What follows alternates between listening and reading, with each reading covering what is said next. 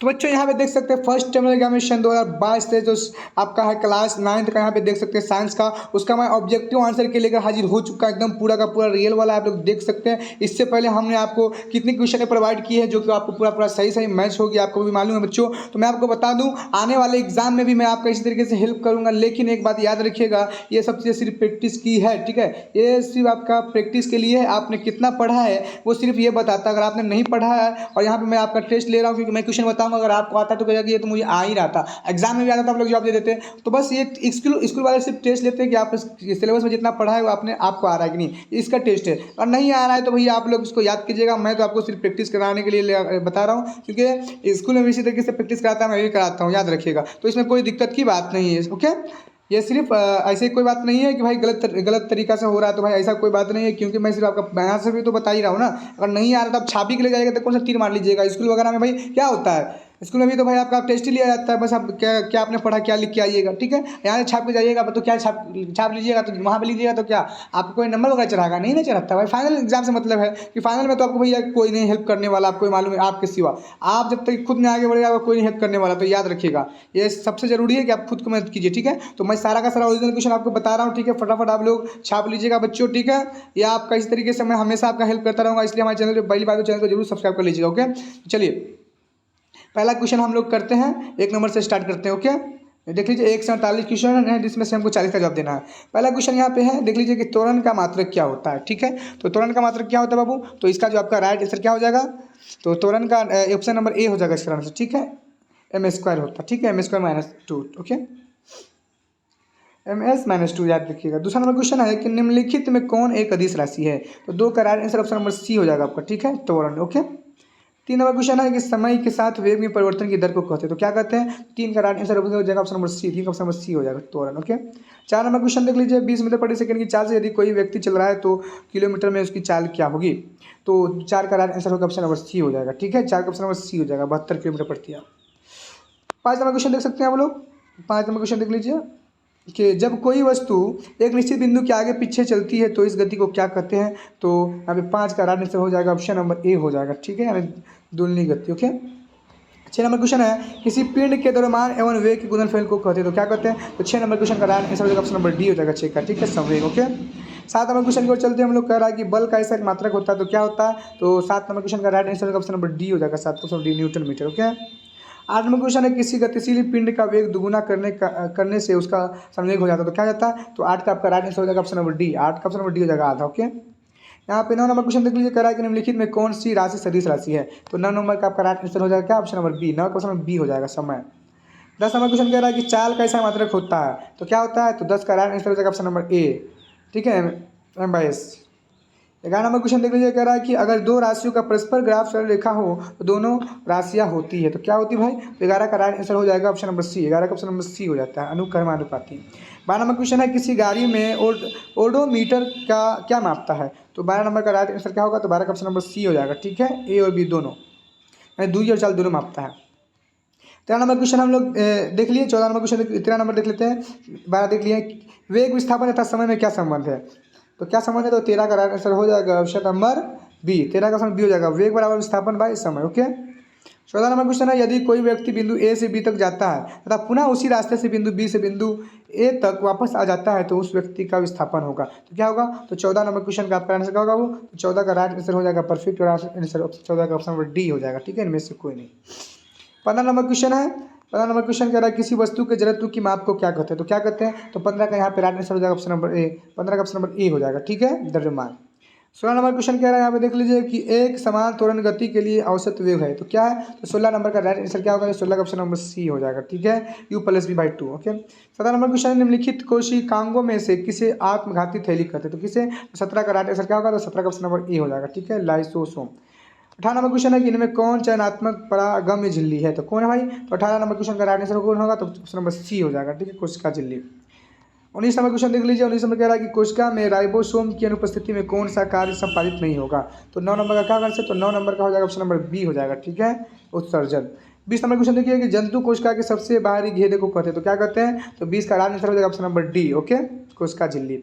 21 number question देख लीजिए, 21 number question कह रहा है कि कोशिका भित्ति होती है, तो क्या होती है भाई, तो 21 नंबर का राइट आंसर हो जाएगा ऑप्शन नंबर बी हो जाएगा, 21 का ऑप्शन बी हो जाएगा, परागम्य। 22 नंबर क्वेश्चन है कि रंगीन प्लास्टिड को कहते हैं, प्लास्टिड को कहते हैं। तो 22 का आपका परफेक्ट और राइट आंसर हो जाएगा ऑप्शन नंबर ए। 22 का ऑप्शन नंबर ए हो जाएगा ल्यूकोप्लास्ट। 23 नंबर क्वेश्चन है कि पौधों में गैसों का आदान प्रदान किस क्रिया द्वारा होता है? तो विसरण द्वारा होता है, ठीक है, याद रखिएगा। 23 का राइट आंसर क्या होगा? Option number B. 14 number question है विसरण या रंध्र, याद रखिएगा एक ही चीज है, ओके। रंध्र होता है पौधे में ही, याद रखिएगा। तो 10th वगैरह में रंध्र आपको आ जाता है, दोनों होता है, याद रखिएगा, क्योंकि ऊपर से नीचे ये सब ले जाता है। तो कौन सा है? हाँ, 24 है कोश का सिद्धांत किसने प्रतिपादन किया था? किसने किया था भाई? तो 24 का राइट आंसर क्या होगा? तो 24 का राइट आंसर हो जाएगा ऑप्शन नंबर ए हो जाएगा। 24 का ऑप्शन नंबर ए हो जाएगा, स्लाइडन एवं स्वान। 25 नंबर क्वेश्चन है कोशिका झिल्ली बनी होती तो क्या चीज़ से भाई? तो 25 का यहाँ पे राइट आंसर होगा ऑप्शन नंबर सी हो जाएगा। 25 का ऑप्शन नंबर सी हो जाएगा, ओके। लिपिड और प्रोटीन दोनों की।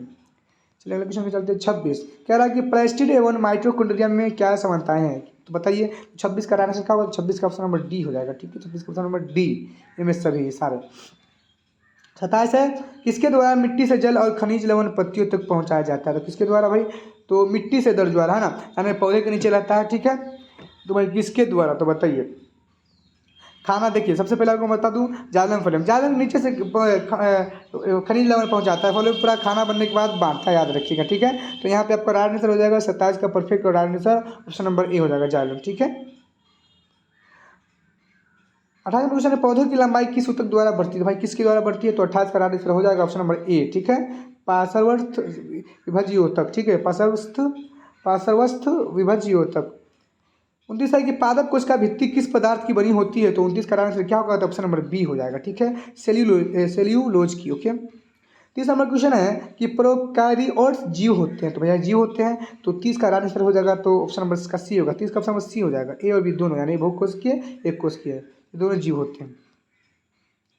31 है कि जिन कोशिकाओं की संरचना एवं कार्य एक समान होता है उन कोशिकाओं के समूह को कहते हैं, तो क्या कहते हैं? तो 31 का आपका राइट आंसर हो जाएगा ऑप्शन नंबर ए, ऊतक कहते हैं।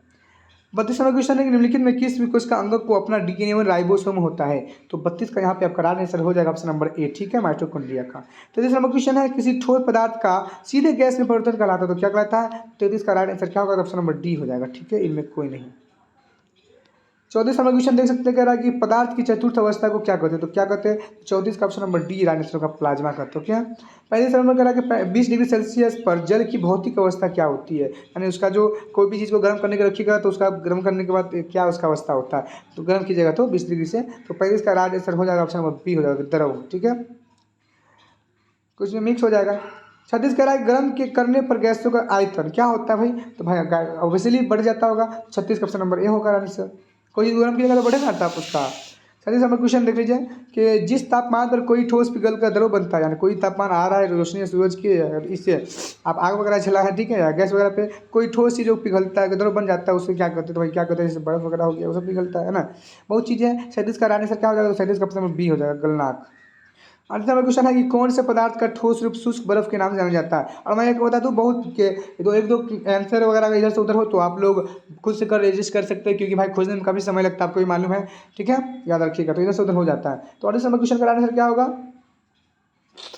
कि 37 हो गया ना, 37 का ऑप्शन नंबर बी है, गलनाक। कौन से पदार्थ का ठोस रूप है? तो 38 का आंसर हो जाएगा ऑप्शन नंबर सी हो जाएगा, 38 का ऑप्शन नंबर सी हो जाएगा, CO2।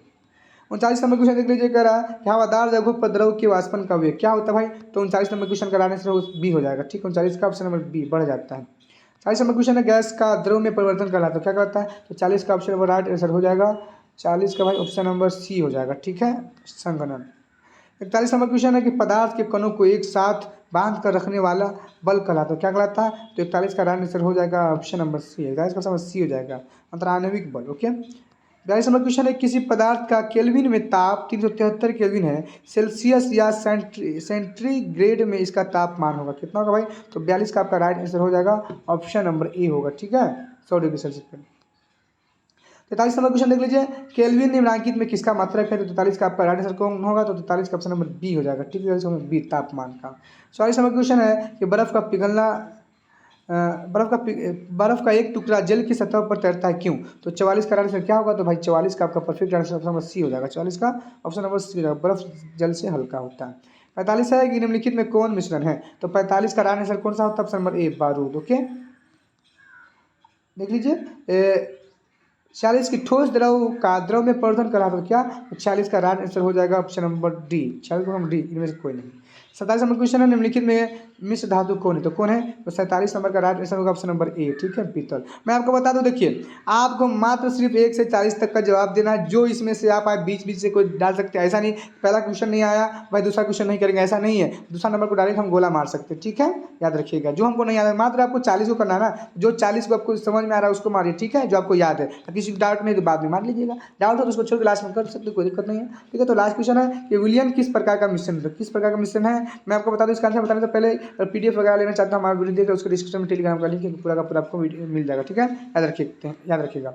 तो लास्ट क्वेश्चन का आंसर हो जाएगा 48 का 48 का देख लीजिए, 48 का आंसर हो जाएगा ऑप्शन नंबर ए, ठीक है, समांगी, ठीक है। इस तरीके से मैंने पूरा का पूरा बना दिया। अगर आपको लघु उत्तरी का भी चाहिए, यानी सब्जेक्टिव भी आंसर की चाहिए, तो आप लोग कमेंट में बताइएगा, कमेंट में सर इसका सब्जेक्टिव भी चाहिए तो इसका मैं भी ले आऊँगा, ठीक है, क्योंकि खोजने में थोड़ा टाइम लगता है, आप भी समझते, इतनी मेहनत लगती है बनाने में, तो अभी तक हमारे चैनल पर नहीं है तो चैनल को जरूर सब्सक्राइब कर लीजिएगा, ठीक है। तो मिलते हैं अगले वीडियो में, जब तक के लिए आप सबका धन्यवाद।